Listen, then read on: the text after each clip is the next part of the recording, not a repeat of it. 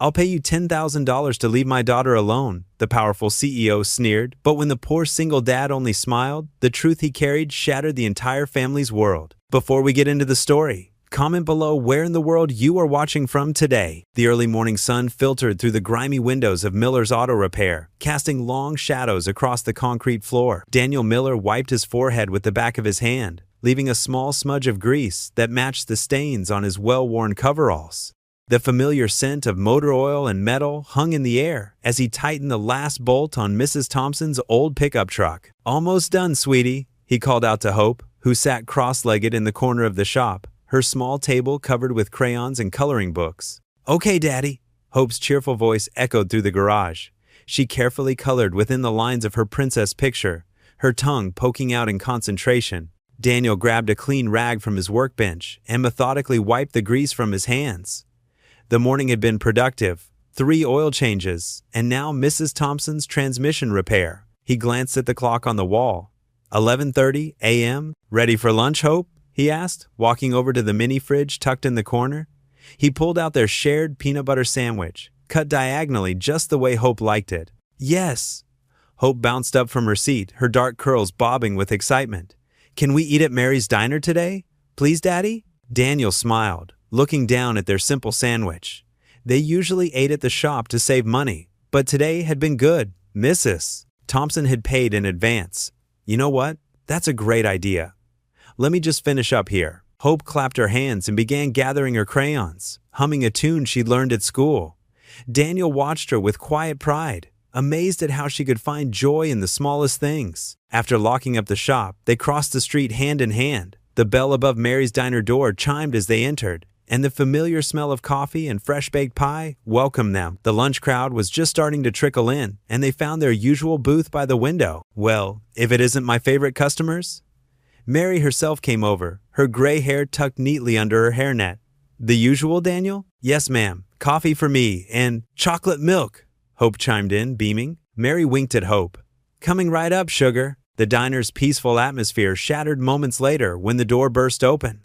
Charles Whitmore stood in the entrance, his expensive suit and commanding presence drawing every eye in the room. His face was tight with barely contained anger as he scanned the diner, finally fixing his gaze on Daniel. The CEO strode purposefully toward their booth, each step echoing against the suddenly silent floor. Hope shrunk closer to Daniel's side, sensing the tension in the air. "Mr. Miller." Charles's voice was cold and clipped as he reached into his jacket pocket. He pulled out a check and laid it on the table with deliberate precision. $10,000. "Take it and stay away from my daughter." Daniel looked at the check, then up at Charles's stern face. The diner had gone completely still. Even Mary stood frozen behind the counter, coffee pot suspended in mid-pour. "It's okay, Hope," Daniel said softly to his daughter, who was clutching his arm.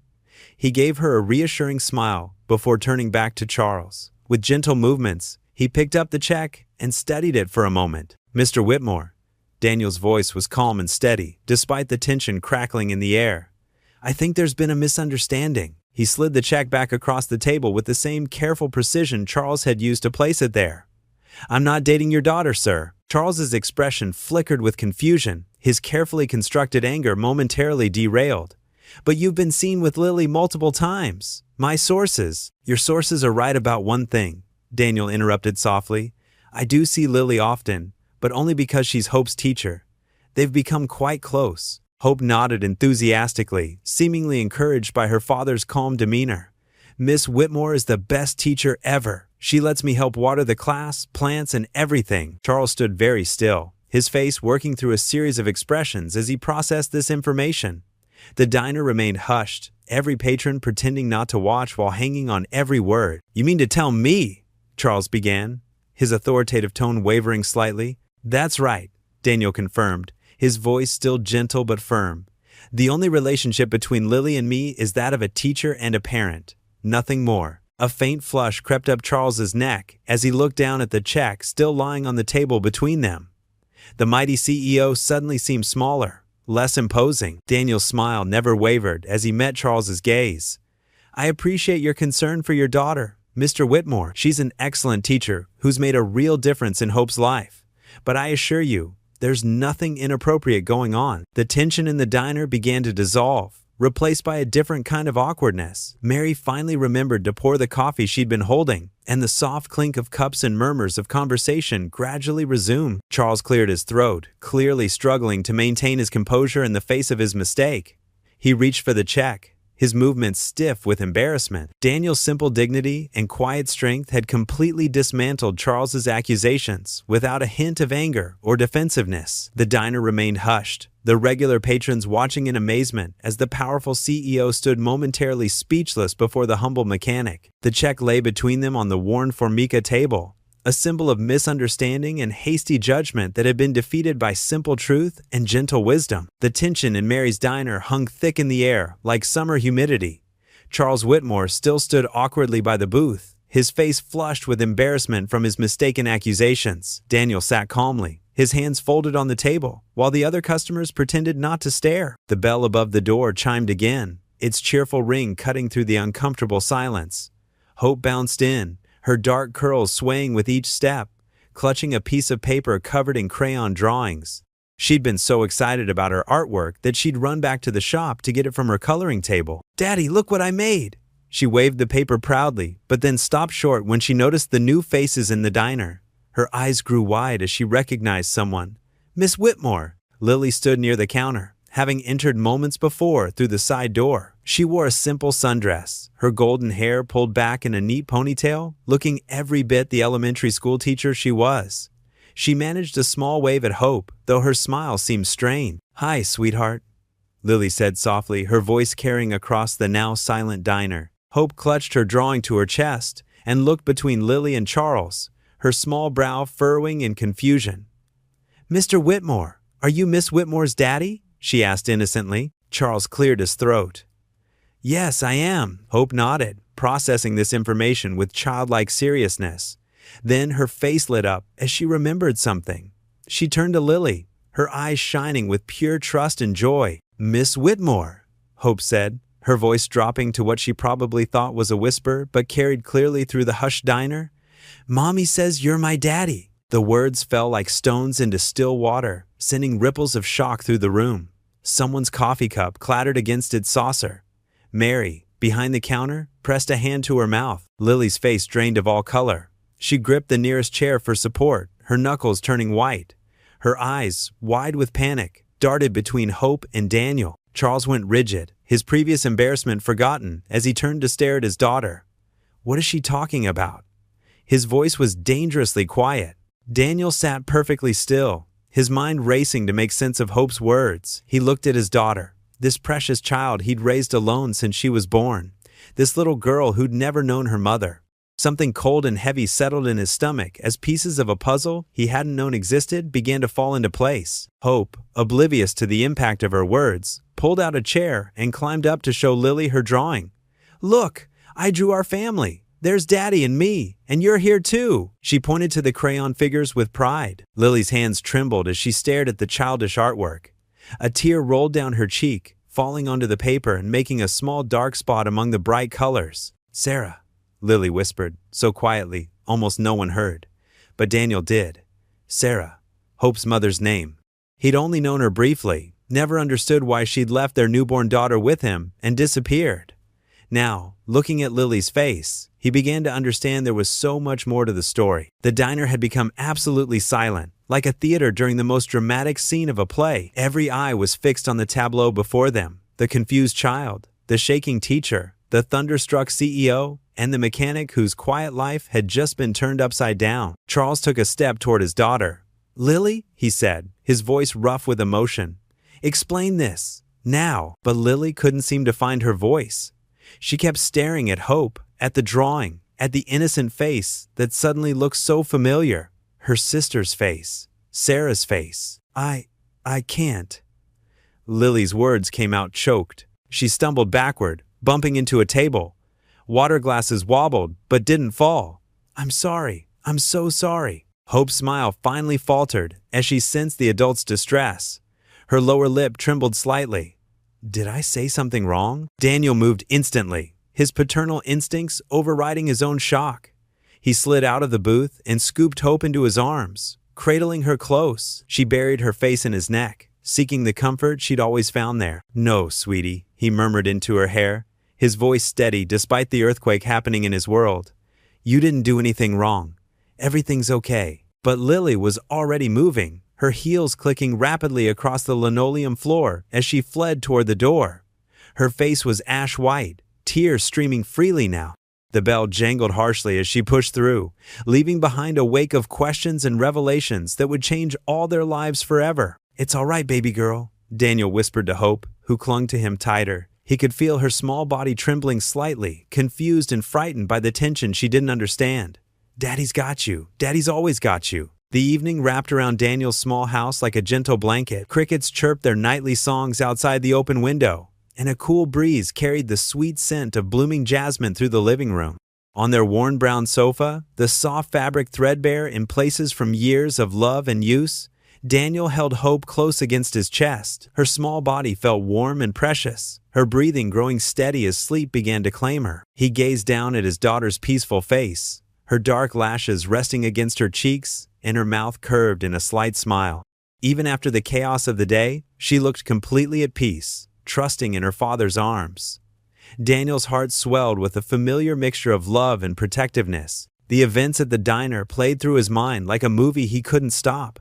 The shock on everyone's faces, the pain in Lily's eyes, the way Charles Whitmore's anger had crumbled into confusion. But most of all, he remembered Hope's innocent words that had changed everything. Mommy says you're my daddy. His thoughts drifted back to that rainy night 3 years ago.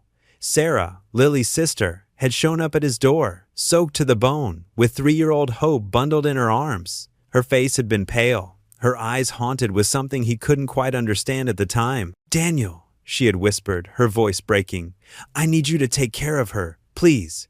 You're the only one I trust. The memory was so vivid, the sound of rain hammering against the roof, the way Sarah's hands shook as she passed Hope to him, the confused whimpers of the little girl who didn't understand what was happening. I promise, he had said without hesitation. I'll protect her with everything I have. Sarah had pressed a tear-stained envelope into his hands. Give this to her when she's older, when she asks about me. Then she had kissed Hope's forehead one last time and disappeared into the night. 2 weeks later, they found Sarah's car at the bottom of Miller's Creek. The doctor said it was an accident. The roads had been slick with rain, the curve too sharp. But Daniel had always wondered if there was more to the story, more weight behind Sarah's desperate eyes that final night. Hope stirred slightly in his arms, her small fingers clutching his worn t-shirt. Daddy, she murmured in her sleep, and Daniel felt his eyes grow wet. He had kept his promise to Sarah. Every day since then, he had poured his heart into giving Hope the best life he could manage. Their home might be modest, the paint peeling in places, the furniture well used, but it was filled with love and laughter. The walls were covered with Hope's artwork, bright crayon masterpieces that told stories of happiness and security. The envelope Sarah had left sat in his dresser drawer, unopened. He hadn't been able to bring himself to read it, respecting that it was meant for Hope, but now, with Lily's appearance in their lives, everything felt different. That envelope might hold answers that Lily needed too. Answers about her sister's choices, about the secrets that had torn their family apart. Daniel remembered how Lily used to visit the shop sometimes, bringing Hope little treats or art supplies. He had seen the sadness in her eyes when she looked at Hope, but he'd never understood why until today. How much pain had she carried, not knowing her sister's secrets? How many questions had haunted her since Sarah's death? Hope's breathing deepened as she finally drifted into full sleep. Daniel carefully adjusted her position, making sure she was comfortable. Her dark curls, so like Sarah's, spilled across his arm. In sleep, the resemblance to her mother was even stronger, but there was something of Lily there too. Something in the gentle curve of her cheek, the shape of her nose. The weight of responsibility pressed heavily on his shoulders. He had always known this day would come, the day when Hope would start asking questions about her mother, about her family. He just hadn't expected it to happen like this. Hadn't prepared for the collision of past and present in Mary's diner. Through the window, stars twinkled in the clear night sky. Daniel remembered how Sarah used to talk about the stars, telling Hope they were like little windows where angels peeked through to watch over them. Hope still believed that, often waving to the stars before bedtime. Daniel closed his eyes, his prayer rising silent but earnest in the quiet room. Lord, give me wisdom, he whispered. Show me how to handle this with grace. Help me protect Hope's heart while honoring the truth she deserves to know. Daddy, Hope murmured again in her sleep, snuggling closer. The simple word filled his heart with renewed purpose. Whatever came next, whatever truths the envelope held, whatever challenges the Whitmores might bring, his priority remained unchanged. He would continue to love Hope with everything he had, to provide her with the stability and security she needed. And maybe, just maybe, there was room in their little family for healing, for new connections, for answers to long-buried questions. The crickets continued their symphony outside, and the jasmine breeze danced through the room, carrying with it the promise of tomorrow. Daniel held his sleeping daughter close, grateful for the quiet moment to gather his strength for whatever the coming days might bring. Morning sunlight streamed through the floor-to-ceiling windows of Lily's modern apartment, casting long shadows across the polished hardwood floors. She paced back and forth, her bare feet silent against the expensive wood, her silk robe swishing with each turn. The city sprawled below her 20th floor view, but she barely noticed it today. "Mommy says you're my daddy." Hope's innocent words echoed in her mind, over and over, like a record stuck on repeat. Lily's hands trembled as she pushed her dark hair away from her face. How could Sarah have kept this secret? Her own sister, gone now for almost 2 years, had taken this truth to her grave. The sharp buzz of the intercom made her jump. She knew who it would be before the doorman's voice came through. "Miss Whitmore, your father is here." "Send him up, James," she managed to say, her voice shakier than she'd intended. Moments later, Charles Whitmore burst through her door like a thundercloud. His usually immaculate silver hair was slightly disheveled, and his expensive suit couldn't hide the tension in his shoulders. "Lily, we need to talk about this mess right now." "Daddy, please!" Lily started, but Charles cut her off with a sharp wave of his hand. "How long have you known about this?" His voice carried that familiar edge of authority, the same tone he used in board meetings when demanding explanations. "Did Sarah tell you before she left us?" Lily stopped her pacing and faced her father. "I knew nothing," she said, her voice cracking. "Nothing at all. Sarah never said a word about having a child. How could she keep something this huge from us?" Charles's face reddened.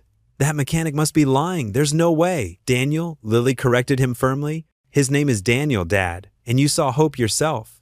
She looks exactly like Sarah did at that age. Those same eyes, that same smile." Tears welled up in her eyes. Charles deflated slightly, sinking onto Lily's pristine white couch. For a moment, he looked older than his 60 years. "I should have known," he muttered. "Should have seen the signs when Sarah started pulling away." "We all missed it," Lily said softly, sitting beside him. "She was so good at hiding things. Remember when she was 16 and managed to keep that fender bender secret for 3 months? A ghost of a smile crossed Charles's face, but it quickly faded. "I failed her," he said, his voice heavy with regret. "I was so focused on the company, on maintaining our image, our legacy.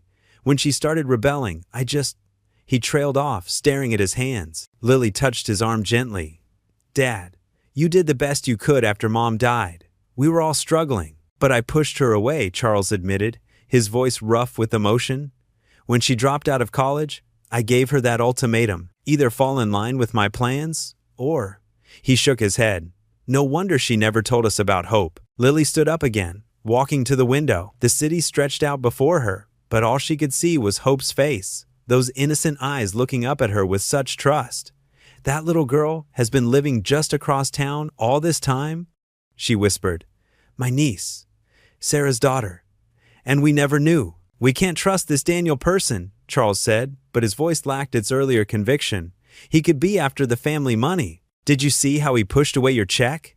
Lily turned to face her father. "He didn't even hesitate. And the way he held Hope, how he protected her when everything erupted." She wrapped her arms around herself. "He's been raising her alone all this time, Dad. Doing what Sarah couldn't or wouldn't do." Charles was quiet for a long moment, his fingers drumming against his knee. "What do you want to do about this, Lily?" "I need to see her again," Lily said firmly. "I need to understand. There must be more to this story. Letters, photos, something. Sarah wouldn't just—" She swallowed hard. "I don't care what it costs me. I have to know my niece." "Lily, think about this carefully," Charles warned, standing up. "Once you open this door—" "It's already open, Dad," Lily interrupted. She walked to her desk and picked up a framed photo of herself and Sarah as teenagers, their arms around each other, both laughing at some forgotten joke. "Sarah made sure of that when she told Hope about me. I just don't understand why she did it this way." Charles moved to stand beside her, looking down at the photograph. His expression softened as he studied the faces of his daughters, one now gone, one standing beside him, carrying the weight of unexpected truth. Hope looks so much like her, Lily whispered, touching Sarah's face in the photo. She has that same sparkle in her eyes, that same way of just saying what's in her heart. She set the photo down with determination. I won't walk away from her, Dad. I can't. Even if it means dealing with that mech with Daniel? Charles asked, catching himself. Especially then, Lily said. He's the one who's been there for Hope all along. He's the one who knows who my sister became after she left us. She turned to face her father fully. I need to understand, Dad. I need to know why Sarah chose this path. And most of all, I need to know my niece. Charles studied her face for a long moment, seeing the same determination that had made him such a successful businessman reflected in his daughter's eyes. Finally, he nodded slowly. Then we'll face this together, he said quietly. Whatever it costs. Lily felt tears sliding down her cheeks as she hugged her father, feeling his strong arms around her just like when she was a little girl. Thank you, Daddy, she whispered. But even as she stood in her father's embrace, Lily's mind was already racing ahead, planning how to approach Daniel, how to begin building a bridge to hope, how to uncover the truth her sister had left behind. No matter what obstacles lay ahead, she knew with absolute certainty that she had to try. The afternoon sun cast warm shadows across the elementary school's brick walls as parents gathered near the entrance. Daniel stood apart from the crowd, his work clothes still bearing traces of motor oil despite his best efforts to clean up. His heart raced as he spotted Lily's sleek car pulling into the parking lot. She emerged wearing a simple sundress, looking nothing like the CEO's daughter he'd expected. Her shoulders tensed as she approached, but before either adult could speak, the school doors burst open and children flooded out. Lily! Hope's voice rang clear above the chaos. She sprinted past other parents, her backpack bouncing, dark curls flying behind her. Without hesitation, she launched herself into Lily's arm. Lily caught her, stumbling slightly before steadying herself. Her eyes widened at Hope's immediate trust, and tears threatened to spill over. Hi, sweetheart, she managed, her voice thick with emotion. Daniel watched, his throat tight. Hope had never taken to anyone so quickly, not since. He pushed the thought away, focusing on his daughter's radiant smile. Can we go to the park? Hope asked, looking between Lily and her father. Please, Daddy, Lily can push me on the swings. Daniel met Lily's uncertain gaze. If Lily has time, he said carefully. I'd love to, Lily answered softly. They walked to the nearby park, Hope skipping between them, chattering about her day. She held both their hands, creating a bridge neither adult had expected. Daniel noticed how Lily listened intently to every word, asking questions about Hope's favorite subjects and friends. At the playground, Hope made a beeline for the swings.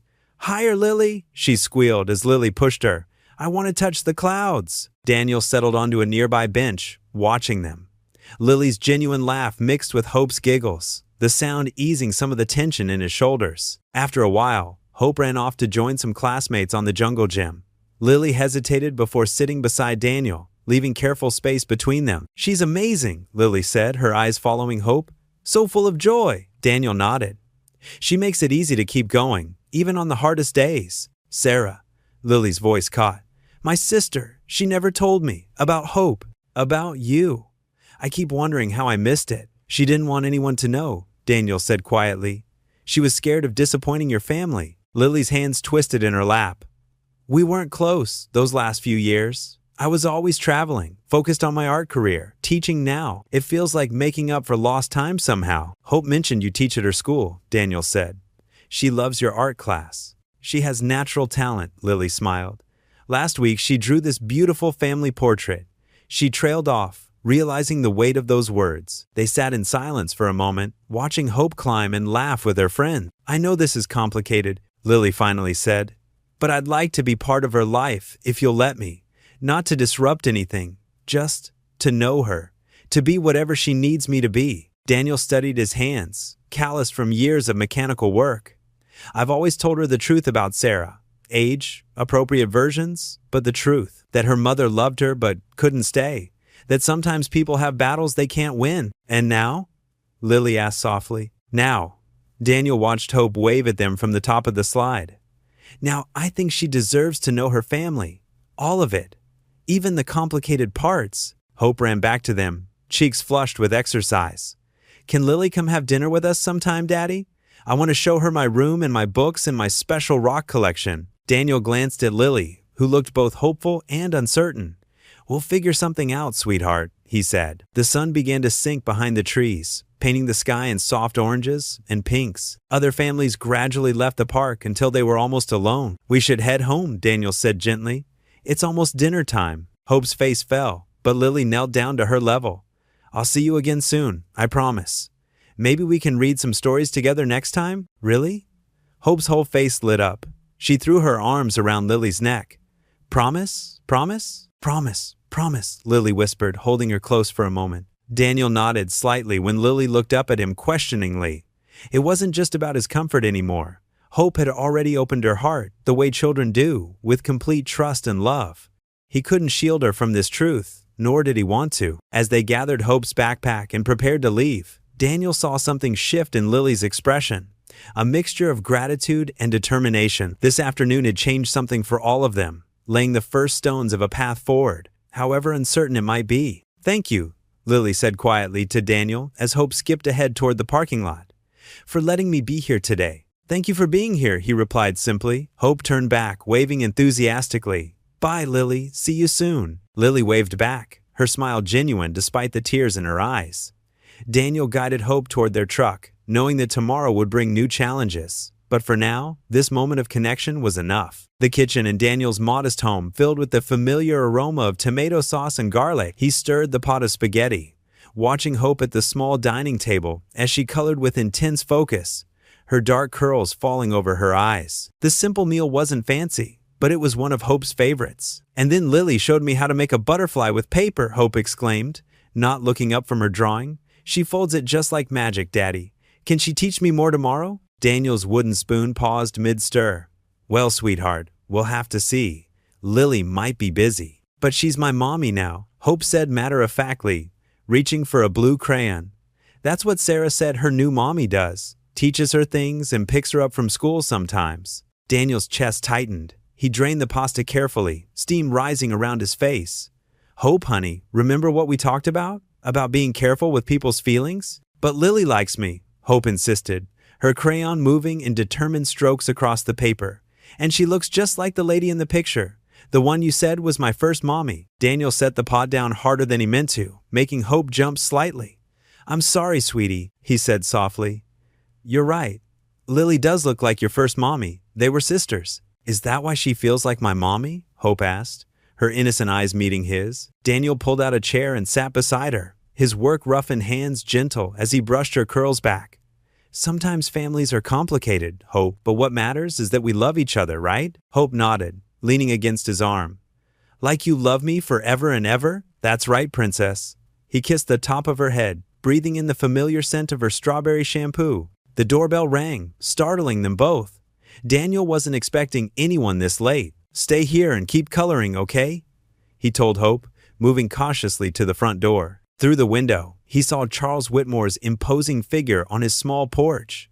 The CEO's expensive suit looked out of place against the worn welcome mat and faded paint. Daniel took a deep breath and opened the door. Mr. Whitmore, he said evenly. This is unexpected. Charles's steel-gray eyes fixed on him with uncomfortable intensity. May I come in? Daniel hesitated, then stepped aside. Hope's in the kitchen. I'd prefer if we could talk quietly. Charles nodded curtly, following Daniel to the living room. The furniture was well-worn but clean, family photos lining the walls. Charles studied them, his expression unreadable. I'll be direct, Charles said, his voice low but sharp. My daughter has been through enough pain. I won't stand by and watch her heart break again. Daniel met his gaze steadily. I have no intention of hurting Lily, Mr. Whitmore, or Hope. Intentions aren't enough. Charles stepped closer, his presence filling the small room. I've watched Lily cry too many times over her sister's choices. Now she's opening her heart to that little girl, to you, and I need to know where this leads. With all due respect, Daniel said quietly, I'm trying to figure that out myself. Hope is my whole world. Everything I do is to protect her. And what about Lily? Charles's eyes narrowed. She has a right to know her niece, to be part of Hope's life. Daniel ran a hand through his hair, exhaustion seeping into his bones. I know that. I've been thinking about it all day, seeing them together at the park. He paused, choosing his words carefully. Hope needs good people in her life. And Lily, she has a gentleness about her that reminds me of Hope's mother before things got hard. Charles's stance softened slightly, but his voice remained steel. Listen carefully, Miller. If you're playing some game, if you hurt my daughter or that child, I will crush you, not with money this time. I will use every resource I have to make sure you never see Hope again. Are we clear? Daniel felt his jaw tighten, but he kept his voice calm. Crystal clear. But you should listen carefully too, Mr. Whitmore. I've raised Hope alone since she was born. I've worked 18-hour days, learned to braid hair, kissed scraped knees, and chased away nightmares. No amount of money or power will ever make me give up on her. Daddy! Hope's small voice came from the kitchen. The timer beeped! Coming, sweetheart, Daniel called back, then turned to Charles. You're welcome to join us for dinner. It's just spaghetti, but there's plenty. Charles shook his head, already moving toward the door. Just remember what I said. He paused with his hand on the doorknob. And Miller, the garage on 5th Street is for sale. Better location than your current shop. Think about it. Before Daniel could respond, Charles was gone. Daniel stood for a moment, processing the threat and the odd olive branch that followed it. Then Hope called again, and he pushed it aside, returning to the kitchen where his daughter waited. Later that night, after Hope was bathed and in her favorite unicorn pajamas, Daniel knelt beside her bed for their nightly prayers. Hope's small hands were clasped together, her eyes squeezed shut in concentration. Dear God, she whispered, thank you for Daddy and spaghetti and Lily and drawing pictures. And please help Daddy not look so worried all the time. Daniel's throat tightened as he added his own silent prayer. The weight of Charles's words, Hope's innocent trust, and Lily's uncertain place in their lives pressed heavy on his heart. He knew the real battle wasn't with Charles's threats or even the complications of family ties. It was with his own fears and the fierce need to protect the precious life God had entrusted to him. Amen, Hope murmured sleepily. Amen, Daniel echoed, tucking the blanket around her shoulders and kissing her forehead. He stayed there a moment longer, watching her drift off to sleep, asking God for the wisdom to navigate the challenging days ahead. The afternoon sun beat down on Daniel's auto shop, casting long shadows through the open garage door. He wiped sweat from his forehead with the back of his hand, leaving a slight smudge of grease as he finished up work on Mrs. Henderson's ancient pickup truck. The familiar sounds of tools clinking and the radio playing softly filled the workspace. Hope sat at her usual spot in the corner, a small desk Daniel had built himself, complete with her art supplies and a few cherished books. She hummed along to the music, her legs swinging beneath her chair as she worked on yet another masterpiece. The distinct purr of a luxury engine approached, sputtering slightly before coming to an abrupt stop right outside. Daniel recognized the sleek silver Mercedes immediately. Charles Whitmore's car. His heart skipped a beat, but he kept his composure as he heard quick, irritated footsteps approaching. Of all the places for this to happen, Charles muttered, his polished shoes clicking against the concrete floor. He stood there in his tailored suit, looking distinctly out of place among the tools and grease-stained equipment. Mr. Whitmore, Daniel said evenly, wiping his hands on a clean shop rag. Having car trouble? Charles's jaw tightened. Obviously, the engine started making this noise, and then it just died. I have an important meeting in 30 minutes. Mind if I take a look? Daniel asked, already moving toward the Mercedes. He kept his voice professional and calm, despite the tension hanging in the air. Hope, honey, he called over his shoulder. Can you bring me my diagnostic tool from the red toolbox? Hope bounced up from her chair, pigtails swinging. Yes, Daddy. She skipped to the toolbox, carefully selected the correct tool, and brought it over. As she passed Charles, she gave him a bright smile. Hi, Mr. Lily's daddy? Charles's stern expression flickered for a moment, caught off guard by her innocent greeting. Hello, Hope, he replied, his voice softer than before. Daniel popped the hood and began his inspection, his experienced hands moving with practiced efficiency. Charles hovered nearby, checking his expensive watch every few minutes. Ah, here's your problem, Daniel said after a short while. The serpentine belt's loose. It's a quick fix. Shouldn't take more than 15 minutes. Fine, Charles said curtly. Whatever it costs, just bill it to my office. Daniel was already reaching for his tools. No need for that. It's a simple adjustment, hardly worth charging for. Charles's eyebrows shot up. Excuse me? It's not a major repair, Daniel explained, his focus on the engine. Just needs tightening. Anyone would do the same. Hope had wandered back over, clutching a drawing in her hands. Daddy always helps people, she announced proudly to Charles. He says fixing things is like giving hugs to broken hearts. Daniel felt his cheeks warm at his daughter's words, but he kept working, carefully adjusting the belt tension. Charles stood there, clearly unsure how to respond. He watched Daniel work with growing curiosity, noting the mechanic's steady hands and careful attention to detail. My daddy fixed Mrs. Peterson's car last week when she couldn't pay, Hope continued, warming to her subject. And he fixed Mr. Johnson's wheelchair ramp, and he helps at the church too. Hope, Daniel said gently. Mr. Whitmore probably doesn't want to hear all that. But Charles was looking at them both with an odd expression. No, it's interesting. He cleared his throat. You do all that extra work for free? Daniel straightened up, closing the hood with a soft click. Community matters, Mr. Whitmore. Money isn't everything. He met Charles's eyes steadily. Your car's ready. You should make your meeting on time. Charles reached for his wallet, but Daniel held up a hand. Like I said, it was a simple fix. No charge. I insist, Charles said, his voice carrying a note of frustration. And I respectfully decline, Daniel replied firmly. If you really want to do something, maybe consider donating to the church's food bank. They're always short on supplies. Hope tugged on Charles's sleeve, holding up her drawing. Look, I drew you and Lily and Daddy and me. The crayon figures stood holding hands under a bright yellow sun, surrounded by hearts. Charles took the drawing, something in his expression shifting as he studied it. The hard lines around his mouth softened slightly. You can keep it, Hope said generously. Daddy says sharing makes hearts bigger. Daniel started the Mercedes, and the engine purred perfectly. All set, Mr. Whitmore. Charles carefully folded the drawing and tucked it into his jacket pocket. He stood there for a moment, looking at Daniel as if seeing him for the first time. Without another word, he got into his car and drove away, but his usual air of superiority seemed diminished somehow. Hope waved enthusiastically as the Mercedes disappeared down the street. He looked sad, Daddy, but not as sad as before. Daniel lifted his daughter up, holding her close. Sometimes people just need time to understand things. Sweetheart. He kissed her forehead, leaving a tiny grease mark that made her giggle. Through the open garage door, they could see Charles's car stopped at the intersection. It sat there longer than necessary, even though no other cars were coming. When it finally turned the corner, it moved more slowly than usual, as if its driver was lost in thought. The rain tapped steadily against the windows of Daniel's small house, creating a gentle rhythm in the quiet evening. He had just finished helping Hope with her homework when a soft knock at the door caught their attention. Through the rain-streaked glass, he could make out Lily's familiar silhouette, holding something in her arms. Lily, Hope exclaimed as Daniel opened the door, her small feet pattering across the wooden floor. Lily stood there, her hair slightly damp from the rain, clutching a worn cardboard box. Her eyes held a mix of uncertainty and determination.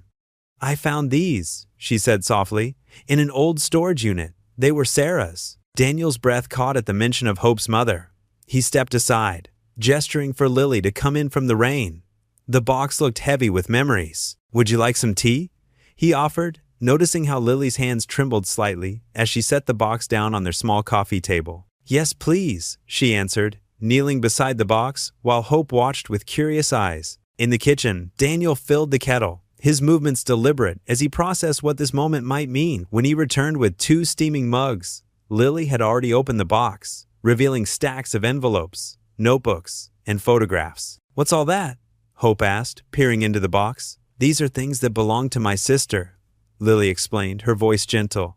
Your first mommy. Hope settled onto the worn couch between them, her presence somehow making the heavy moment lighter.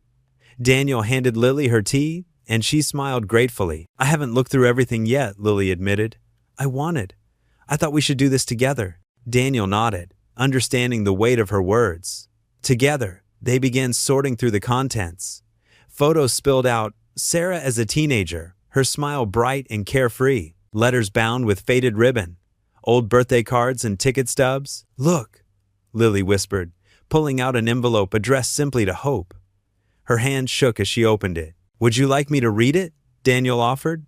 Seeing her struggle, Lily handed him the letter, and he began to read aloud. My dearest Hope, I wish I could be there to see you grow up, to see your first steps, hear your first words, watch you become the amazing person I know you'll be. But sometimes life doesn't give us what we want. It gives us what we need. And you, my sweet girl, need more than I can give you right now. Your daddy is the strongest, kindest person I've ever known.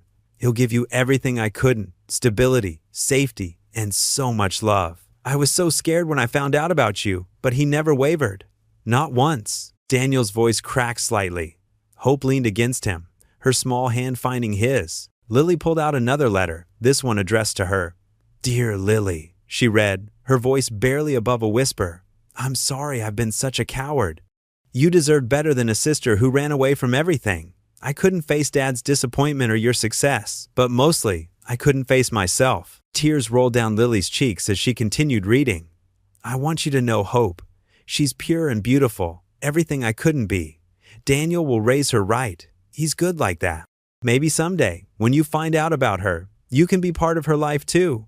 She deserves to know her aunt, to have a piece of me that isn't broken." The rain continued its steady rhythm outside as they worked through the box. Each letter revealed more of Sarah's story, her struggles, her fears, but most importantly, her deep love for Hope and her trust in Daniel. One letter detailed her final wishes.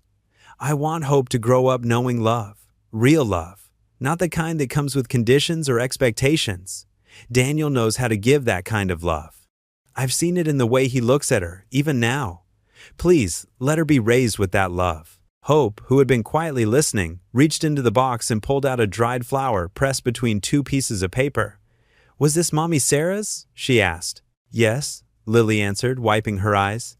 "She used to collect flowers everywhere she went. Said they were little pieces of happiness she could keep forever." Daniel watched as Lily showed Hope how to carefully handle the delicate flower. The walls between them seemed to crumble with each shared memory. Each revealed truth. "Did Mommy Sarah write any happy letters?" Hope asked, snuggling between them on the couch. "I'm sure there are some," Lily replied, looking at Daniel with understanding in her tear-brightened eyes. "Can we read those tomorrow?" Hope asked hopefully, looking between them both. Lily brushed away fresh tears, managing a warm smile. "I'd like that very much." The Sunday afternoon sun streamed through the large windows of Mason's diner, casting warm rectangles of light across the checkered floor. Daniel guided Hope to their usual booth, his hand gentle on her shoulder, while Lily followed with a soft smile. The familiar scent of fresh-baked pie and coffee filled the air. "Can I have cherry pie, Daddy?" Hope asked, bouncing slightly in her seat. Her blue dress, the one she insisted on wearing for their Sunday outings, matched her bright eyes. "Of course, sweetheart," Daniel replied, catching Lily's amused glance across the table. These Sunday afternoon pie dates had become their little tradition over the past few weeks. Martha, the elderly waitress who had worked at Mason's for over 30 years, approached their table with her well-worn notepad. "Well, if it isn't my favorite family, let me guess, cherry pie for the little princess?" Hope beamed, nodding enthusiastically. "And chocolate milk. I'll have apple, please," Lily said, smoothing her napkin across her lap. She'd grown comfortable here, despite the stark contrast between Mason's humble interior and the upscale restaurants she'd grown up frequenting. "Just coffee for me, Martha," Daniel added. "Daddy, you have to have pie too," Hope protested, her lower lip jutting out. "It's Sunday," Daniel chuckled, raising his hands in surrender. All right. Pecan, please, Martha." The diner hummed with the usual Sunday crowd, families fresh from church, elderly couples sharing quiet conversations, teenagers huddled in corner booths. Daniel noticed several friendly nods from regulars who had grown used to seeing them together. As Martha walked away, the bell above the door chimed. Theodore Bradford, one of the wealthiest real estate developers in town, strode in with his wife, Margaret. Daniel had done work on their cars before, though Theodore always dealt with him through his assistant. The Bradfords settled into a nearby booth, Margaret's jewelry catching the sunlight. Daniel could feel their stares, but he focused on Hope, who was telling an animated story about her friend's new puppy. "I just don't understand it." Theodore's voice carried clearly across the diner, deliberately loud enough to be heard. "A Whitmore, sitting with, well, it must be some sort of charity case. Charles must be beside himself." The diner grew quiet. Daniel's hands tightened slightly around his coffee cup, but his expression remained calm. Hope, too young to understand, continued coloring on her placemat. Lily's cheeks flushed red. She straightened in her seat, her eyes flashing.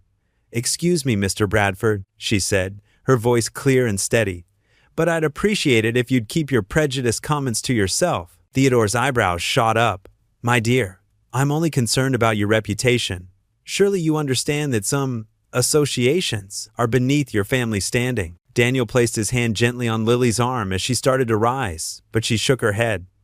No, Daniel, this needs to be said. She turned to face Theodore directly. Mr. Bradford, the man you're calling a charity case has more integrity in his little finger than most people have in their entire body. He works harder than anyone I know, raises his daughter with more love and wisdom than I've ever seen, and treats everyone, even those who look down on him, with dignity and respect. The diner had gone completely silent. Martha stood by the counter, coffee pot frozen, mid-pour. Hope looked up from her coloring, her crayon suspended above the paper. Furthermore, Lily continued, her voice growing stronger, if you're so concerned about my family's standing, you should know that my father has come to respect Daniel deeply. And I'm proud, yes, proud to be sitting here with him and Hope. Daniel's expression remained serene, though his eyes shone with quiet appreciation. When Theodore opened his mouth to respond, Daniel spoke softly but clearly. Mr. Bradford, you're welcome to your opinion, but I'd appreciate it if we could all enjoy our Sunday pie in peace. Hope has been looking forward to it all week. The simple dignity in his response seemed to deflate Theodore's indignation.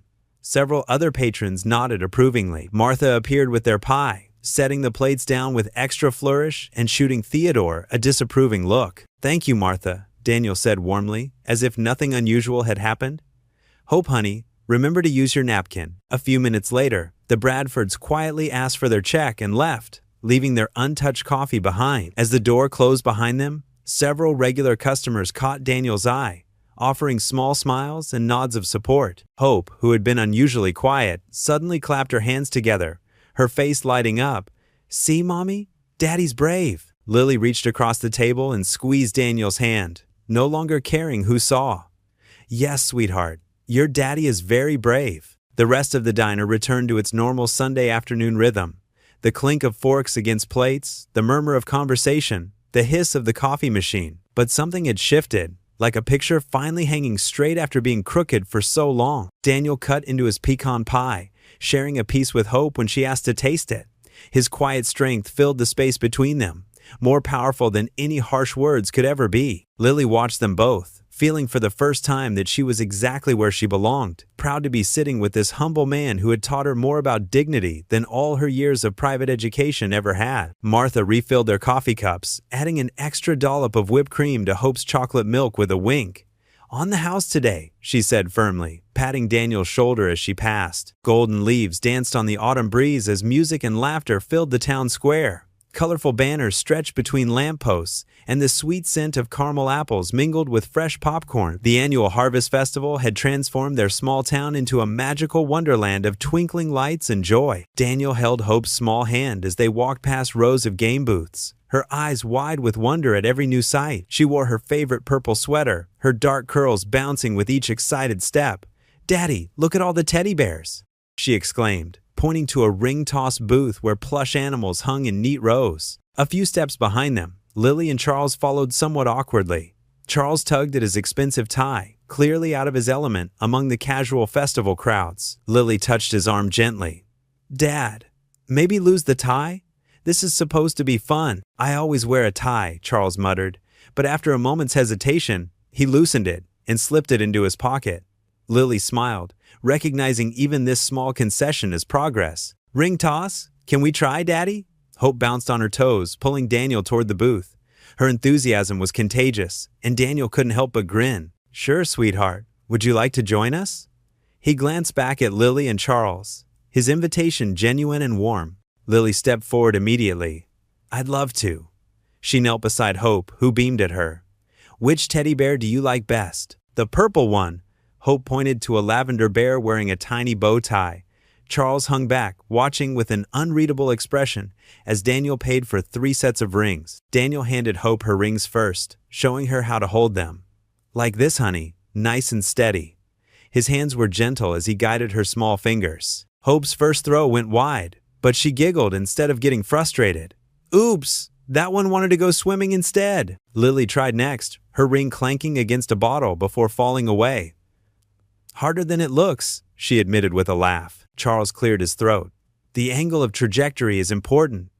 Everyone turned to look at him in surprise. He shifted uncomfortably, then stepped forward.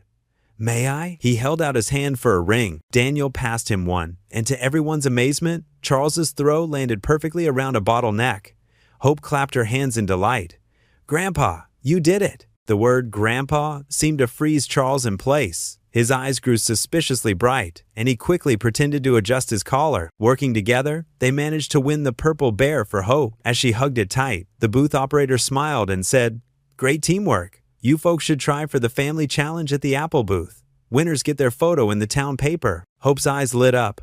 "Can we? Please?" Daniel looked uncertainly at Charles and Lily, but before he could speak, Charles surprised them all. "Well, we can't disappoint Hope, can we?" The Apple Booth Challenge involved working as a team to peel the longest continuous apple peel. Charles rolled up his expensive shirt sleeves without hesitation. Daniel steadied the apple, Lily handled the knife with careful precision, and Charles kept track of the delicate peel as it grew longer and longer. Hope played her part too, cheering them on and warning them when the peel was about to break. "And we have our winners," the booth operator announced, measuring their peel against the day's record. Cameras flashed as they posed together.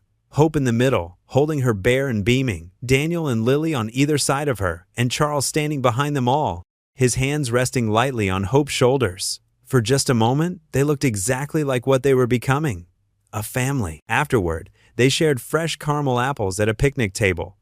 Hope's face was sticky with caramel, and even Charles had loosened up enough to laugh when some apple juice dribbled down his chin. Daniel quietly passed him a napkin, and Charles nodded in thanks. The gesture, simple but meaningful. As evening settled in, the festival lights began to twinkle on. Hope convinced them all to try the face painting booth, and soon she sported butterfly wings on her cheeks, while Lily had a small star near her eye. Daniel allowed Hope to choose a red heart for his cheek, and Charles, after much persuading from his granddaughter, accepted a tiny crown on his hand where he could easily hide it with his sleeve. "Look," Hope pointed to where couples were dancing to soft music in the town square. Strings of fairy lights crisscrossed overhead, creating a canopy of stars. "It's so pretty." Charles cleared his throat. "Hope, would you like to dance with your grandfather?" The words seemed to cost him something, but his smile was genuine. Hope's face lit up. "Yes, please." She took his hand, and Charles led her to the edge of the dancing area, carefully showing her how to stand on his shoes so he could walk her through the steps. Daniel and Lily found themselves standing alone beneath the twinkling lights.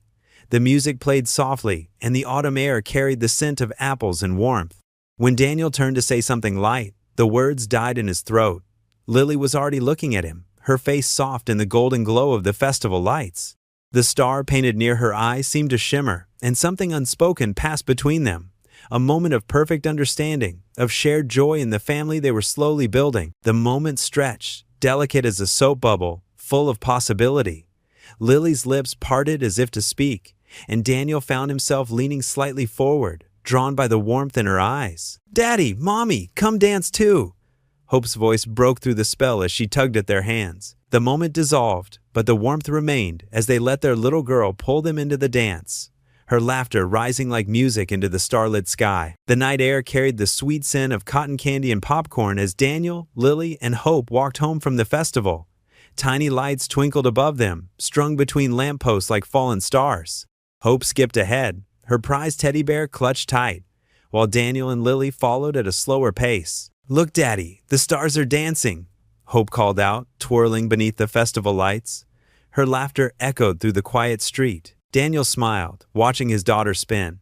"Careful there, sweetheart. Don't get too dizzy." "I won't," Hope promised, but stumbled anyway, giggling as she caught herself. Lily reached out to steady the little girl. "Maybe your teddy bear would like to rest a bit? You've been carrying him all evening." "His name is Charlie," Hope announced. "Like Grandpa Charles." She hugged the bear tighter, making both adults exchange surprised glances at her casual use of the word grandpa. They walked in comfortable silence for a moment, their footsteps falling into an easy rhythm. The festival sounds faded behind them, replaced by crickets and the soft rustle of autumn leaves. "She has so much joy," Lily said softly.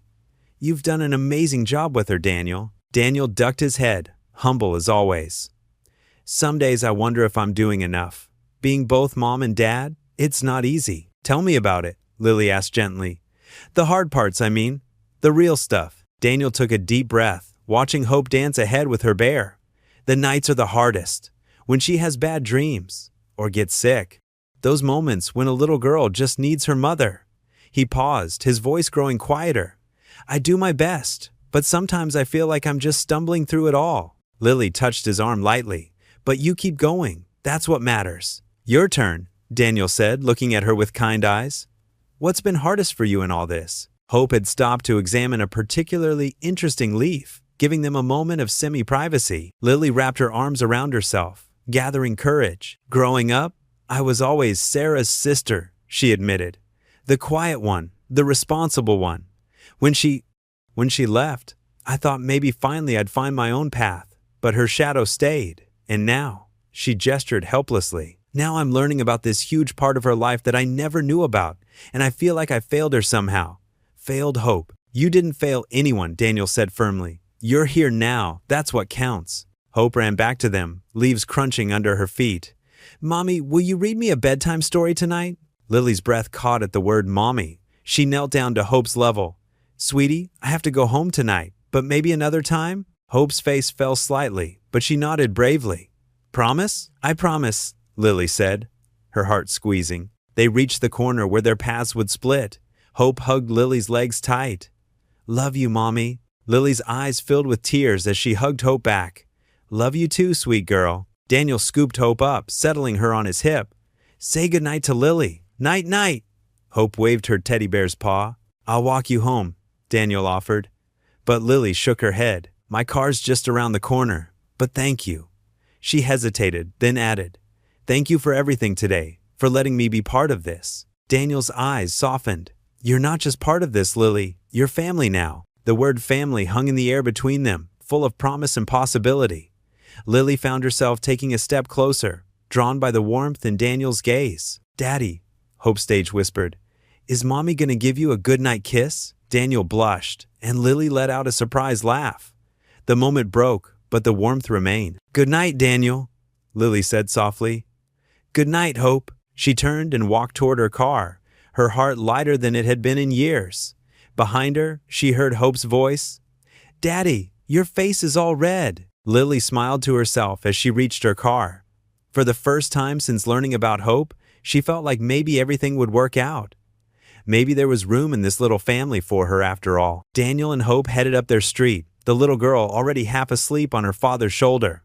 The night felt full of possibility, like a new chapter was just beginning. As they approached their modest house, Daniel noticed a dark figure standing on his front porch. The peaceful glow of the evening shattered as they approached Daniel's modest house. A tall figure emerged from the shadows near the front porch, making Hope grip Daniel's hand tighter. Under the yellow porch light, the man's face twisted into a cruel smile. Well, quite the cozy little family we have here, the stranger drawled, his eyes narrowing as he looked at Hope. Daniel instinctively stepped in front of his daughter.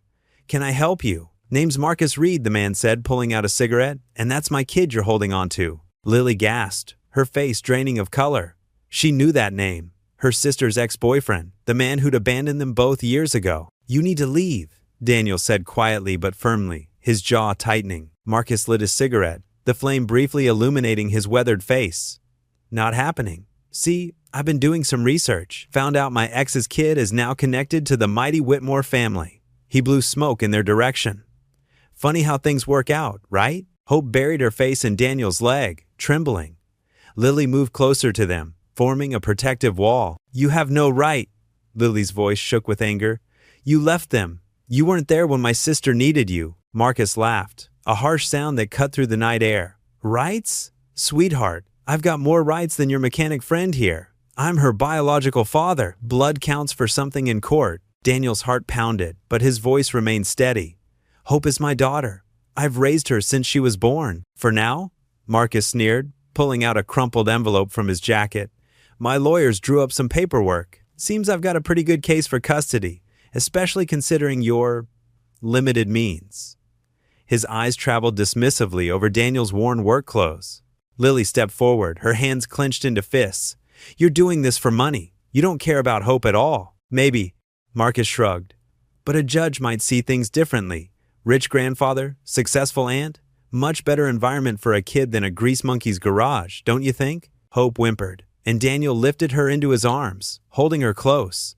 She pressed her face into his neck, her small body shaking. "Daddy," she whispered, "I'm scared." Marcus's face hardened. "Better get her used to calling someone else that." He flicked his cigarette onto Daniel's lawn. "My lawyers will be in touch. Hope to see you soon, Princess." He directed the last words at Hope, who only clung tighter to Daniel. As Marcus walked away, disappearing into the darkness, Lily pulled out her phone with trembling hands. "I'm calling my father. We need help." Daniel barely heard her.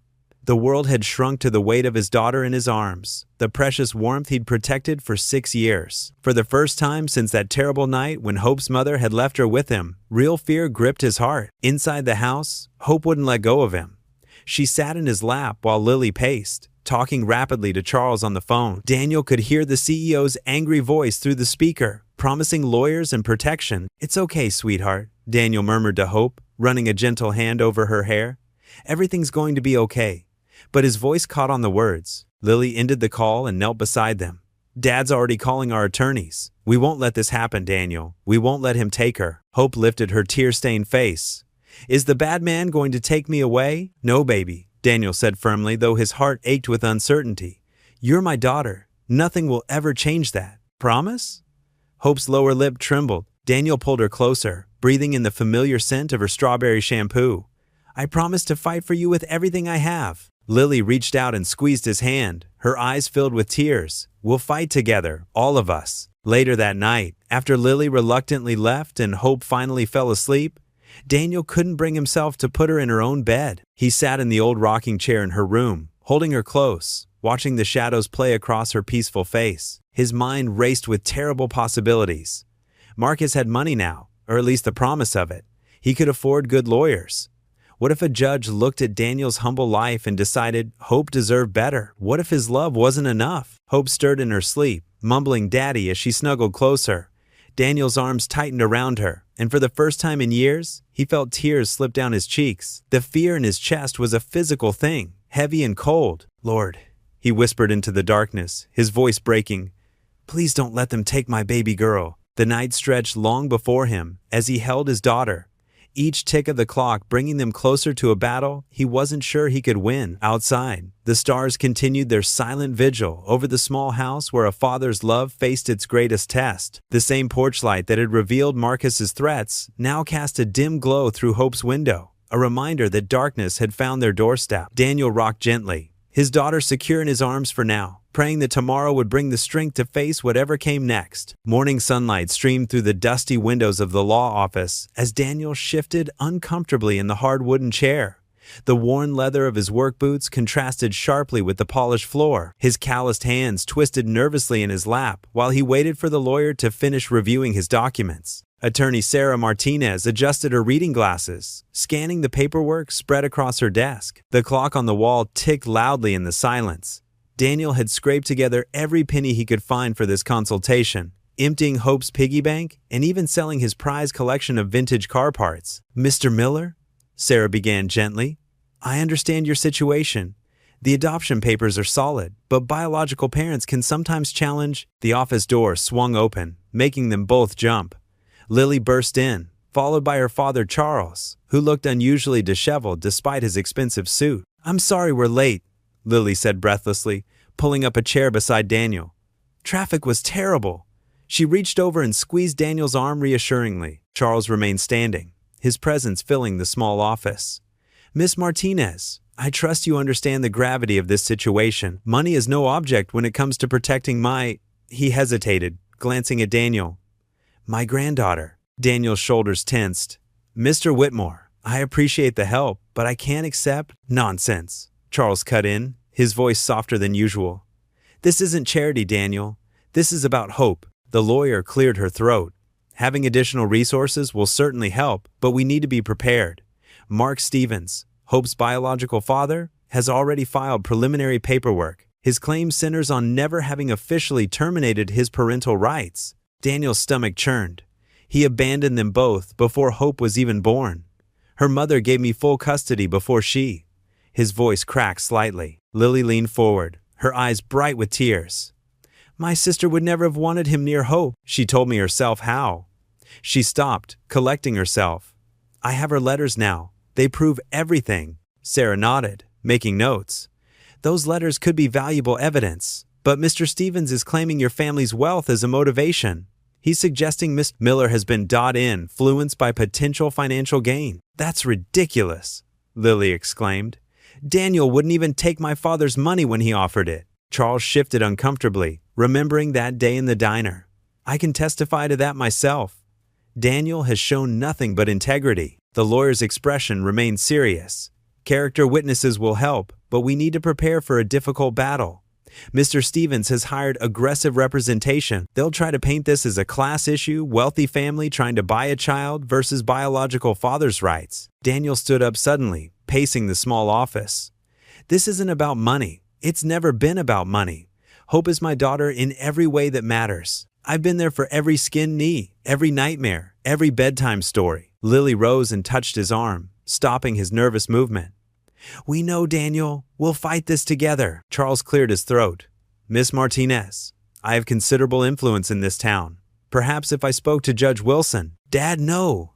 Lily turned to face him. That's exactly what Mark wants to prove. We're trying to use money and power to win. We have to do this right. The lawyer nodded approvingly. Your daughter is correct, Mr. Whitmore. Any appearance of manipulation could damage our case severely. Charles sank into a chair, looking defeated. Then what do you suggest? We build a case based on truth, Sarah replied. We show Hope's stable life with Mr. Miller, document the abandonment, present the mother's letters and wishes. We demonstrate that Hope's best interests lie in maintaining her current family structure. Daniel returned to his seat, his voice quiet but firm. I won't let him hurt her. Hope doesn't even know him. She'd be terrified if strangers tried to take her away. Speaking of Hope, Lily interjected, checking her watch. I should pick her up from school. She'll be waiting. Go, Daniel said softly. She needs her routine to stay normal through all this. After Lily left, they spent another hour discussing strategy and paperwork.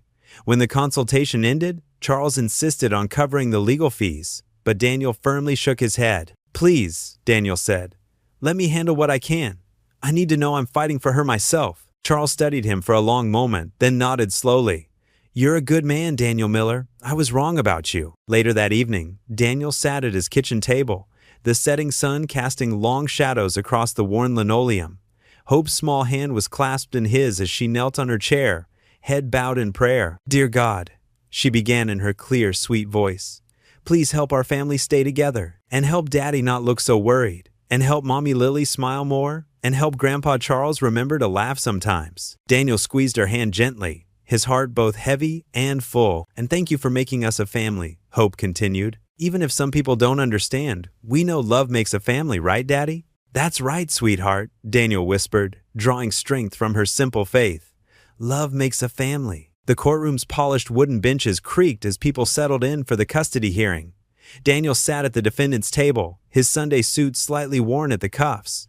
Despite his best efforts to press it, the fabric couldn't hide its age. Beside him, Sarah Martinez arranged papers with quiet efficiency, but Daniel could see the tension in her movements. Across the aisle, Mark Stevens lounged in his chair, whispering to his expensive attorney.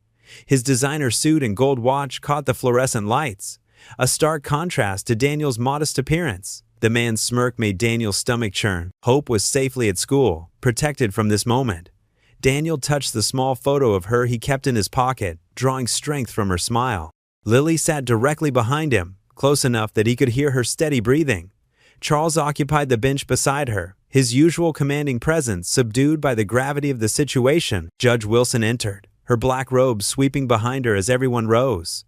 After the initial proceedings, Mark's lawyer stood, his voice filling the courtroom with practiced authority. Your Honor, my client is Hope's biological father. He has natural rights that supersede any temporary arrangement. Mr. Miller, while well-meaning, is simply a caretaker who has grown attached. Furthermore, with Mr. Stevens' improved circumstances and the Whitmore family's obvious interest, the child would benefit from— Objection, Your Honor, Sarah interrupted. Counsel is editorializing. Sustained, Judge Wilson replied. Please stick to facts, Mr. Bradford. The morning dragged on as Mark's team presented their case. They painted Daniel as an opportunist, suggesting he was using Hope to access the Whitmore fortune. Each insinuation felt like a physical blow, but Daniel maintained his composure, remembering Hope's words about being brave. When it was their turn, Sarah called their first witness, Mrs. Chin, the elderly owner of the corner grocery store, walked slowly to the stand. Her accent was thick but clear as she spoke. I know Daniel Miller 6 years now. Every winter, he checks my store's heater for free. Last year, big storm came. No power. My freezer broke. All food going bad. She smiled at Daniel. He fixed it at midnight. Wouldn't take money. Said, neighbors help neighbors, Mrs. Chen. Next came Tom Watson, a local school bus driver. 3 years ago, my truck died. Couldn't afford repairs. Needed it for my second job. Daniel fixed it after hours. Only charged for parts. Let me pay in installments too. That's just who he is. Sarah called witness after witness. The high school principal described how Daniel volunteered to teach auto shop classes. A young mother told how he'd changed her tire in the rain, then followed her home to make sure she arrived safely. The pastor spoke of Daniel's quiet contributions to the church's food bank. Robert Jones, a retired veteran, hobbled to the stand with his cane. Last winter, my furnace quit.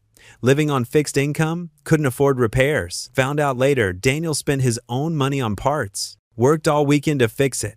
Never said a word about payment. Each story painted a picture not of wealth or status, but of quiet integrity.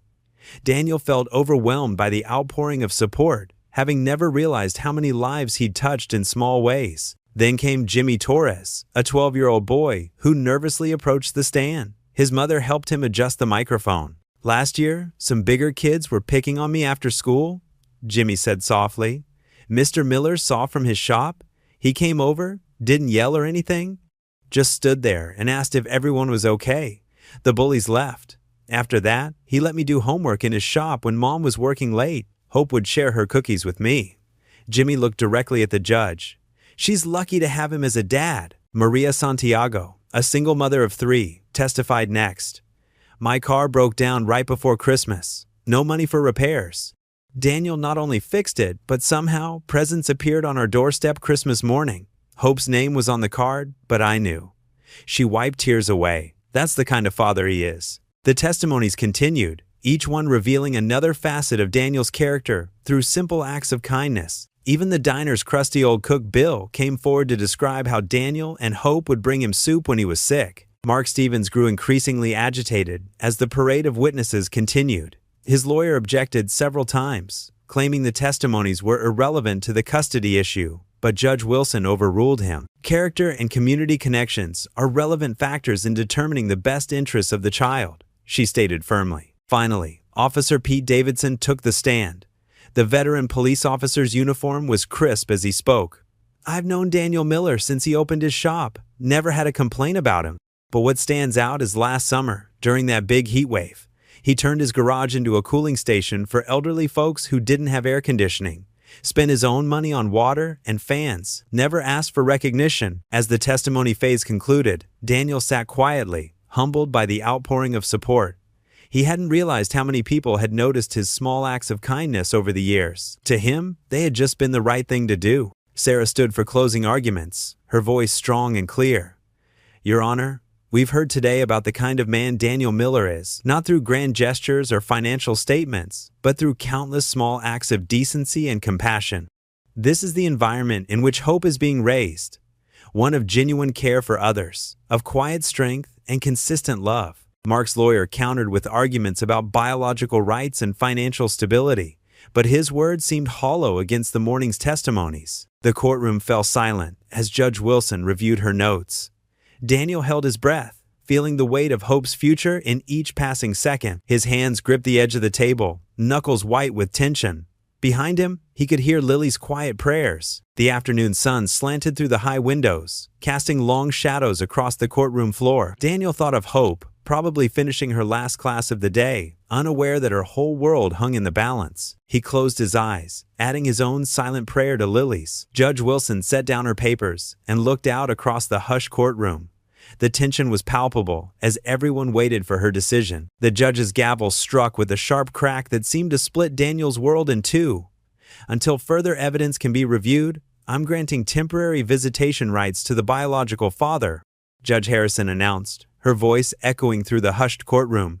The child will spend tonight with him, supervised by a court-appointed guardian. Daniel's legs went weak. He gripped the wooden railing in front of him, his knuckles turning white. Hope, his precious Hope, clutched her stuffed rabbit closer to her chest as she looked up at him with frightened eyes. "Daddy?" Her small voice quivered. He knelt beside her, forcing a brave smile even as his heart shattered.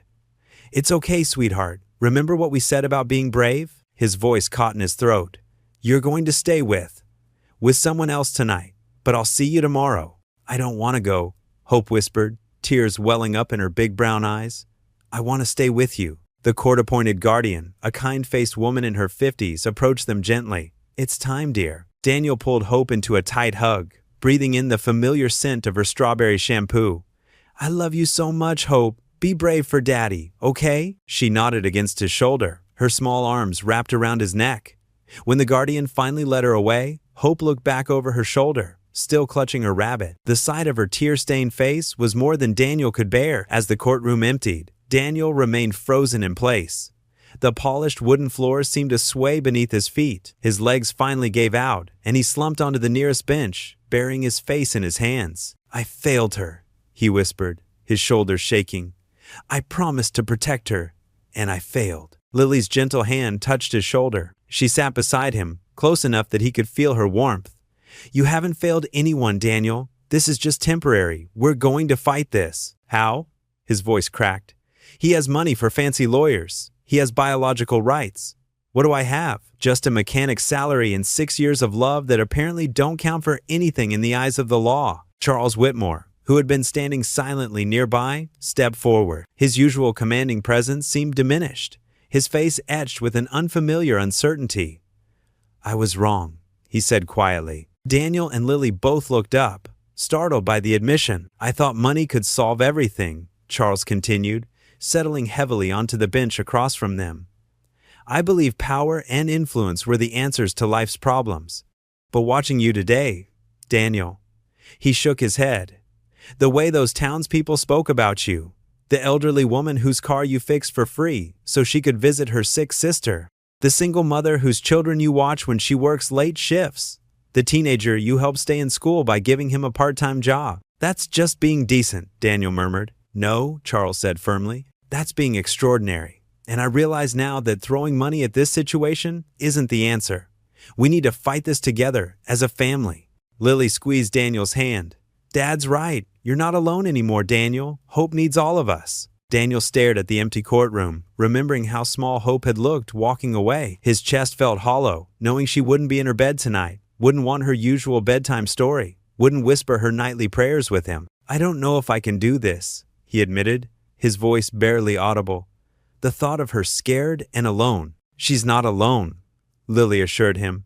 "The guardian seemed kind, and Hope has her rabbit. She's stronger than you think, just like her daddy." Daniel stood up slowly, his legs still unsteady.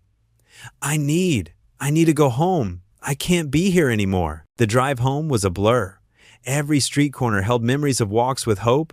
Every store window reminded him of her excited pointing. Every playground echoed with the ghost of her laughter. When he finally reached his modest house, the silence inside was deafening. Hope's drawing still covered the refrigerator. Her favorite cereal box sat on the counter, half empty. Her shoes lay scattered by the door, small and innocent. Each sight was like a knife to his heart. The weight of everything finally crashed down on him. Daniel's legs gave out completely, and he collapsed beside his bed, his hands gripping the worn quilt Hope loved so much. Tears he'd been holding back all day broke free, running down his face as silent sobs racked his body. "Please," he whispered, slowly sinking to his knees. "Please, God, give me strength. I can't lose her. She's everything to me." His prayers came out broken and desperate. "Help me be strong enough. Help me find a way. Please, please, just keep her safe tonight." The evening light faded outside his window as Daniel remained there, on his knees, praying through his tears for the strength to face whatever came next. In the darkness of his empty house, without Hope's gentle breathing from the next room, he had never felt more alone, or more determined to fight for the daughter who had become his whole world. The morning sun filtered through the courthouse's tall windows, casting long shadows across the polished wooden floors. Daniel sat rigid in his chair, his hands clasped so tightly his knuckles had turned white. The night without Hope had been the longest of his life. Lily sat beside him, her usual elegant posture replaced by worried fidgeting. Even Charles, typically commanding in his tailored suit, looked drawn and tired in the row behind them. The biological father, Marcus Stevens, lounged on the other side with an air of smug confidence that made Daniel's stomach turn. When the bailiff called them to rise for Judge Harrison's entrance, Daniel's legs felt like lead. He forced himself to stand, scanning the room anxiously for any sign of hope the court-appointed guardian was supposed to bring her. "Be seated," Judge Harrison said, adjusting her glasses. "Before we proceed with today's testimonies, I understand Miss Hope Miller has arrived with her guardian. Please bring her in." The heavy wooden doors creaked open. Hope appeared, holding the guardian's hand. Her dark curls were slightly messy, and she wore the purple dress Lily had bought her last week. Daniel's heart clenched at the sight of her small face, searching the room. Then something unexpected happened. Hope's eyes landed on Daniel, and without hesitation, she broke free from the guardian's grip. "Daddy!" she cried out, running straight down the center aisle. Several people gasped, but Hope didn't slow down until she reached Daniel's side, grabbing his hand tightly. "Order!" Judge Harrison called, though her voice was gentler than usual. "Miss Miller, please come forward." Hope looked up at Daniel, who nodded encouragingly despite his racing heart. She walked to the front, still clutching his hand, pulling him along with her. "Hope," the judge said kindly, leaning forward slightly, "do you understand where you are?" "Yes, ma'am," Hope replied clearly. "This is where grown-ups decide things." A few soft chuckles rippled through the courtroom. Judge Harrison smiled. "That's right. And today, we're trying to decide what's best for you. Do you understand that?" Hope nodded solemnly. "Like when Daddy helps me pick the right coat for cold days?" "Something like that," the judge agreed. "You spent last night with Mr. Stevens. Can you tell me about that?" Hope's grip on Daniel's hand tightened. "He has a big TV," she said quietly, "and lots of toys. But," she trailed off, looking down at her shoes. "But what, sweetheart?" "But he didn't know how to do my bedtime prayer right," Hope continued, "or that I need my special cup with the purple flowers for milk. And he didn't check under the bed for monsters or sing the goodnight song." Marcus Stevens shifted in his seat, looking uncomfortable for the first time. "I see," the judge said. "And you ran to Mr. Miller just now. Can you tell me why you want to stay with him?" Hope's face brightened. She looked up at Daniel, then at Lily, who sat watching with tears in her eyes, and finally at Charles, who had leaned forward in his seat. "Love makes a family, right?" Hope said, her voice clear and innocent. "That's what Miss Turner taught us in Sunday school, and Daddy loves me most." She squeezed Daniel's hand. "He fixes cars and hearts, you know. And now we have Mommy Lily too, and Grandpa Charles, who pretends to be grumpy but gives the best hugs." The courtroom fell completely silent. Daniel felt tears burning in his eyes as Hope continued. "Daddy says love isn't about having lots of things. It's about being there, like when I'm scared or sick, or when I drew on the walls that one time, and he was mad but still loved me." Hope looked directly at the judge. "Mr. Stevens has a nice house, but Daddy has love, and that's better, right?" Judge Harrison removed her glasses, wiping them slowly with a cloth. When she put them back on, her eyes seemed mistier than before. "Yes, Hope, that's much better." Marcus Stevens stood up suddenly. "Your Honor, she's just a child. She doesn't understand." "Mr. Stevens," the judge cut him off firmly. "I believe she understands perfectly well." She turned back to Hope. "Thank you, sweetheart. You may go sit with your family now." Hope beamed at the word family. She tugged Daniel's hand, leading him back to where Lily. Saturday, without hesitation, she climbed into Lily's lap, reaching out to hold Daniel's hand again. The judge watched this scene unfold, her expression thoughtful. After a moment, she spoke. "Given the testimony we've heard, including Miss Miller's remarkably clear statement, I believe I have enough information to make my final decision."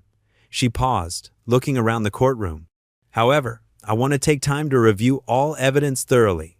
Court is adjourned until tomorrow at 9 a.m., when I will deliver my ruling." The gavel struck once more, but this time it didn't sound quite so threatening to Daniel's ears. Hope remained curled in Lily's lap, one hand still holding his, the other reaching back to pat Charles's knee. Daniel looked at his daughter, this miracle, who had just spoken such profound truth through her simple, childlike wisdom. She smiled up at him, and in that moment, despite the uncertainty still hanging over them, he felt a glimmer of hope warm his heart. "Daddy," Hope whispered as people began filing out of the courtroom.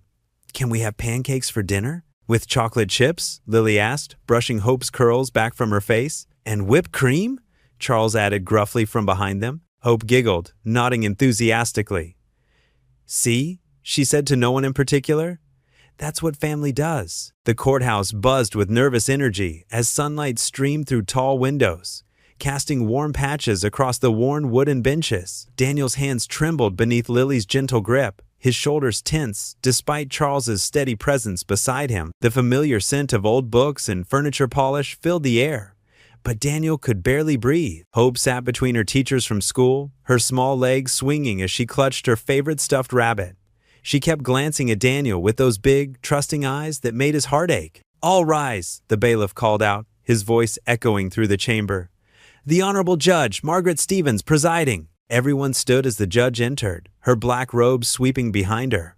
She settled into her chair, adjusting her glasses as she reviewed the papers before her. The silence stretched like a rubber band about to snap. "Be seated," Judge Stevens said, her voice firm but kind. She looked around the courtroom, taking in every face before her gaze settled on Hope.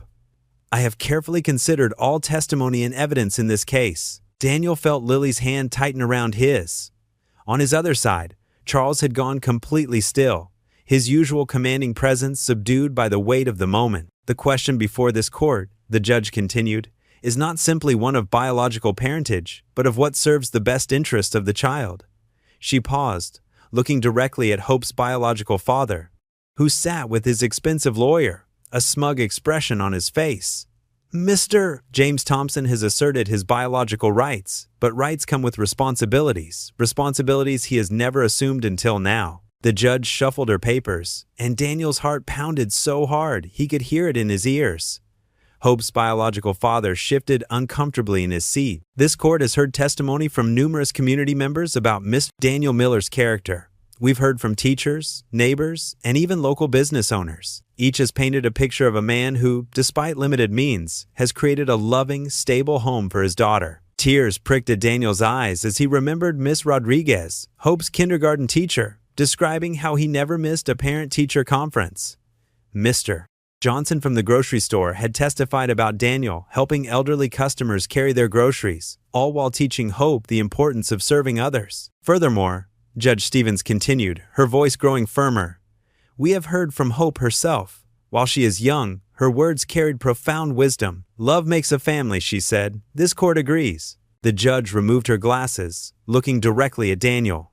"Mr. Miller has demonstrated through years of dedicated parenting what it truly means to be a father. He has provided not just shelter and food, but emotional security, moral guidance, and unconditional love." Daniel felt Charles's hand rest on his shoulder, a gesture of support that would have seemed impossible just weeks ago. In contrast, the judge's tone hardened slightly.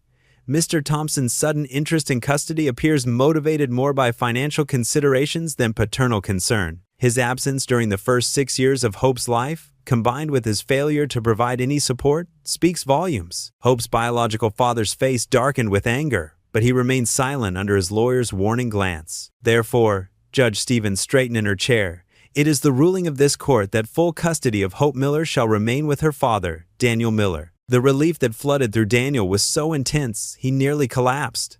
Lily caught him, tears streaming down her face as she wrapped her arms around him. Charles's grip on his shoulder tightened supportively. "Furthermore," the judge added, raising her voice over the quiet murmurs in the courtroom, "Mr. Thompson's petition for visitation rights is denied at this time. If he wishes to establish a relationship with Hope in the future, he may petition the court after demonstrating consistent interest in her welfare through appropriate channels." Hope's biological father shot up from his seat, face red with rage. "This is ridiculous," he shouted. "That's my daughter." "Mr. Thompson," Judge Stevens' voice cracked like thunder, "control yourself or you will be held in contempt." The man grabbed his briefcase, shoving past his startled lawyer and storming toward the doors. They slammed behind him, the sound echoing through the suddenly quiet courtroom. "Daddy?" Hope's small voice drew everyone's attention. She had slipped away from her teachers and now stood in the aisle, clutching her stuffed rabbit. "Come here, sweetheart." Daniel opened his arms, and Hope ran to him. He lifted her up, holding her close as she wrapped her small arms around his neck. The smell of her strawberry shampoo and the familiar weight of her in his arms made everything real. "Court is adjourned," Judge Stevens announced, but she was smiling as she gathered her papers. People began filing out of the courtroom, but Daniel stood rooted to the spot, still holding Hope.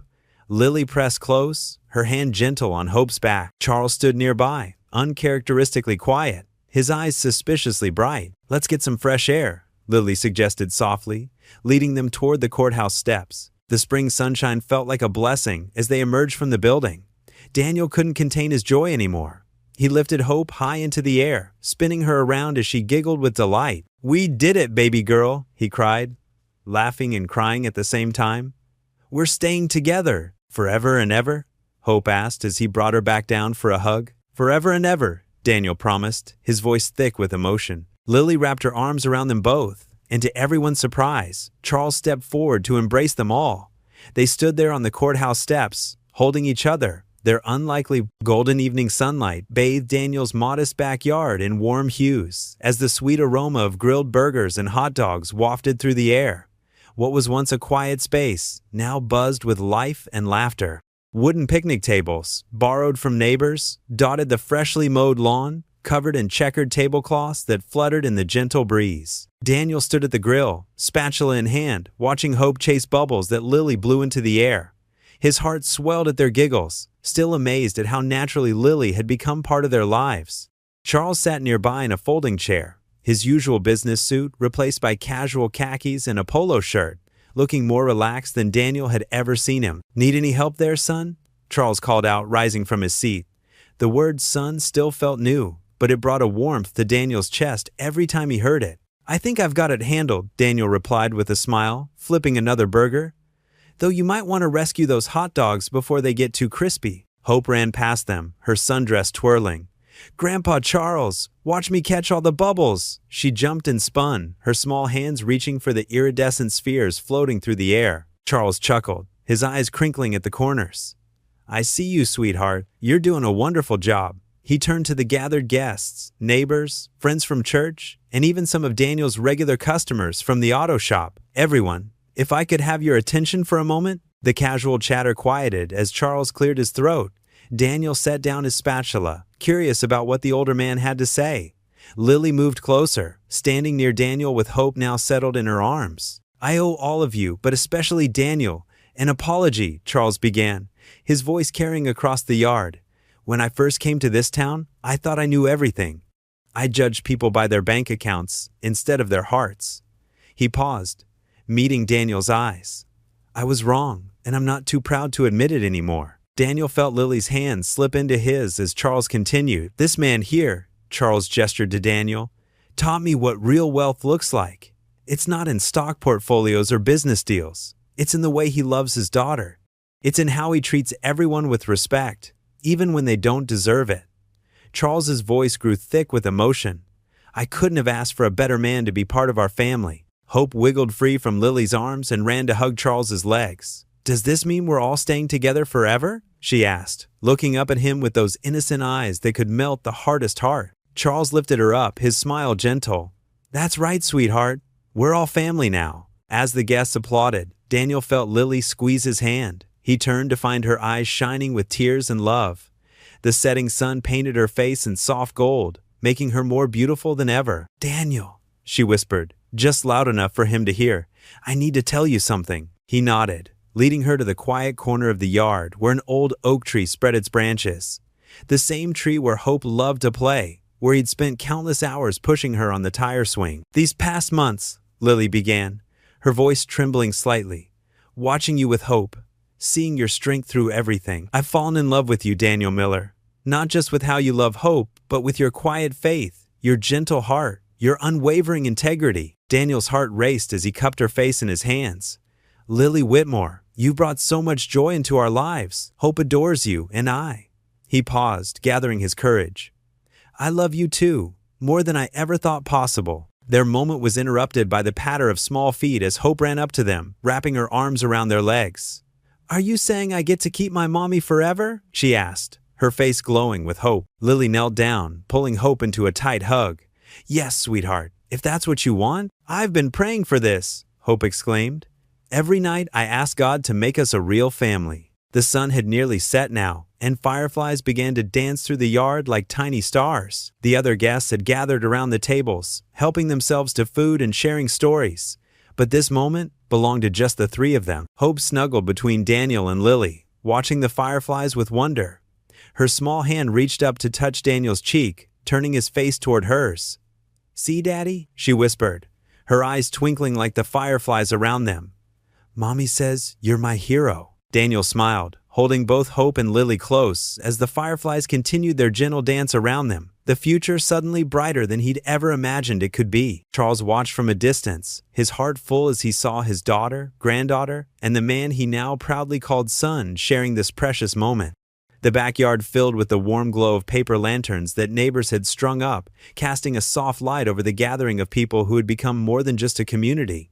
They had become family. The simple backyard now held more wealth than any boardroom Charles had ever commanded, filled with the richness of love, forgiveness, and new beginnings. As Hope's laughter rang out across the yard, Daniel knew that every struggle, every moment of doubt, had led to this perfect evening where love had truly made them whole. What would you do if you were in their place? Comment your answer below and let's see how you'd rewrite the ending. If you enjoyed the story of Daniel Miller, I handpicked the next story that you will enjoy. Please don't miss this one. Click here to watch it.